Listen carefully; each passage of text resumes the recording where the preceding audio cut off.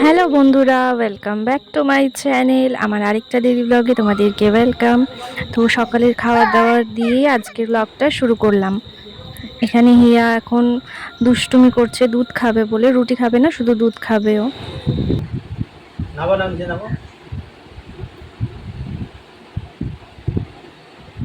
সকালের খাওয়া দাওয়া শেষ করে রান্নাবান্নার দিকে চলে এলাম। মা সব কিছু গুছিয়ে রেডি করে রেখেছে। তো আমি এখানে গ্যাসে উচ্ছে আর কুমড়ো ভাজছি, মা ওদিকে আর যা বাকি তরকারি হবে সেগুলো করছে। তো রান্নাবান্না সব কমপ্লিট হয়ে গেছে। এখানে হয়েছে পুঁই শাকের তরকারি, কুমড়ো দিয়ে আলু টালু দিয়ে। এখানে উচ্ছে আর কুমড়ো ভাজা হয়েছে, আর হয়েছে মাছের ঝাল। এই আজকে আমাদের দুপুরের মেনু। হিয়ারও স্নান খাওয়া কমপ্লিট হয়ে গেছে, তোমাদের দাদাভাইও চলে এসছে। তো আমরাও এবার খাওয়া দাওয়া করতে বসে পড়েছি। তো যা যা রান্না হয়েছে সেগুলোই আরেকবার তোমাদেরকে দেখিয়ে দিলাম। খাওয়া দাওয়া কমপ্লিট করে 2 মিনিটও একটু বসিনি, রেডি হয়ে গেছি। তাও 3টে বেজে গেছে। যাব একটু আমার বাপের বাড়ি, ওখানে একটু দরকার আছে, তাই জন্য বেরিয়ে পড়েছি এই গরমে রোদের মধ্যেই। কিছু কিছু সময় এমনই হয় যে রোদ গরম কিছুই আর দেখা হয় না, কাজ থাকলে সেটা মেটানোর জন্য বেরিয়ে পড়তে হয়। তো সেরকমই আমরাও আজকে এই রোদে গরমের মধ্যে বেরিয়ে পড়েছি। তো চলে এসেছি আমার বাপের বাড়ি। দেখো গরমে আমাদের কি অবস্থা। আর হিয়া তো আস্তে আস্তে গাড়িতে ঘুমিয়ে পড়েছে, খাওয়া দাওয়া করে এসেছিল, ঘুম এসে গেছে।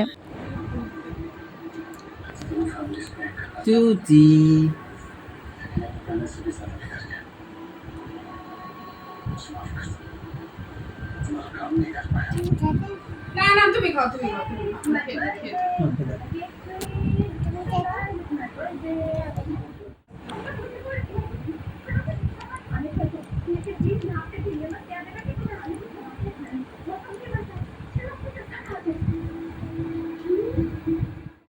তো এবার তোমাদেরকে বলি যে কি এমন দরকারে আমরা এই দুপুরবেলায় চলে এসেছি।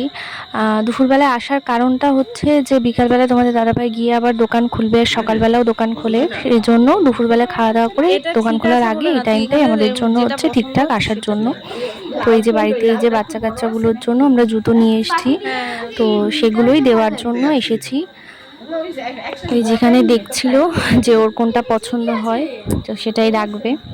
মানে পুজো তো এসেই গেছে, তো এরপরে আরও কাছে আসবে তত আরও আমাদের বেরোনোটা মানে সম্ভব হবে না, কারণ তোমাদের দাদাভাই দোকানে তখন একটু চাপ হবে।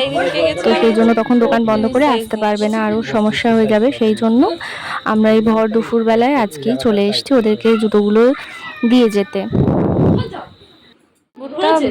ভালো লাগছে না, আমি বাড়িতে যখন এনেছি ভালো ভালো সবগুলো, কিন্তু এটা আর কি বেশি দেখলে হট করে সবগুলোর মধ্যে এটাই চোখে লাগবে বেশি। আমি তাই বাড়িতে ওকে বলছিলাম যে এটা ভালো লাগছে। রাজ তো ওই ব্লু কালারের বুটটা রেখেছে, আর এই দুটো রিক আর রিমের জন্য।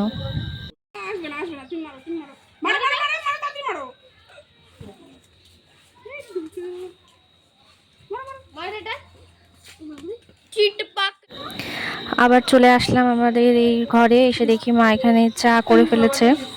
তো চাটা খাবো, চা খেয়ে বেরিয়ে যাব। আর এখানে এই যে মুগ ডাল ভাজা নিয়ে এসছে আমার জন্য, আমি খেতে খুব পছন্দ করি এটা। তুই খেতে পারবি না তো খাইয়ে দি।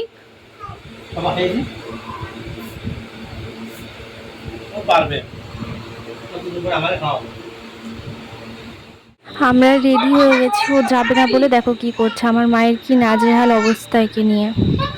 ওরা শেষ, চলে যাচ্ছে এবার বাড়ি।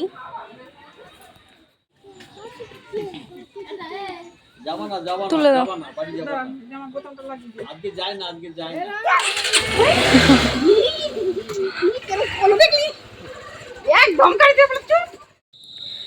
এই সবে জাস্ট বাড়িতে ঢুকলাম, সন্ধে হয়ে গেছে। আমাদেরকে ছেড়ে দিয়ে রাস্তা থেকে তোমার দাদাভাই দোকানে চলে গেছে, সন্ধে হয়ে যাচ্ছে যেহেতু, তো দোকান খুলবে বলে চলে গেছে। আমি আর হিয়া চলে আসলাম বাড়ি। এসে চেঞ্জ করে সন্ধে দিয়ে চলে আসলাম রান্নাঘরে চা করতে। চা করে দিয়ে এখন তরকারি গরম করে নিচ্ছি। এখন আবার রাত্রের জন্য একটু ডাল বসালাম। এখন আবার পটলও ভাজছি। আর ভাত বসিয়ে দিয়েছি, ভাতে আলু সিদ্ধ দিয়েছি আর উচ্ছে সিদ্ধ দিয়েছি, দাদা খাবে। রাতের রান্না সব কমপ্লিট করে এই স্নান করে ফ্রেশ হয়ে এলাম ঘরে। শরীর একটুও ভালো লাগছে না, দুপুরবেলা এরকম খাওয়া দাওয়া করে একটু বিশ্রাম করতে না পারলে একটুও ভালো লাগে না। চলে গেছিলাম, তবুও মার ওখানে গিয়ে একটুখানি শুয়েছিলাম, তাও শরীর ভীষণ খারাপ লাগছে। এমনি দুদিন ধরে শরীরটা খুবই খারাপ লাগছে। তো যাই হোক, তো এবার যাই, হিয়া ওই ঘরে কান্না করছে অনেকক্ষণ থেকেই। রাগ করেছো? রাগ করে ওখানে গিয়ে বসে আছে। আসো আমার কাছে আসো।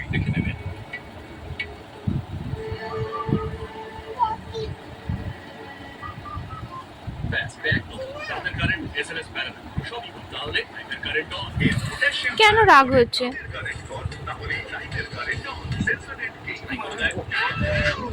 হ্যাঁ, কি দেয়নি তোমায়? মাছ, ভাত। দেখো কি এসেছে আমাদের ঘরে।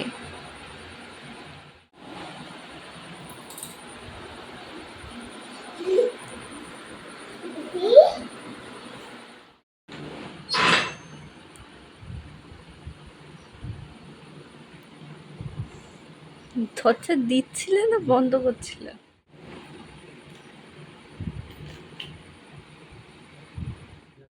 তো খাওয়া দাওয়া নিয়ে এলাম, এবার খাওয়া দাওয়া করে নেব।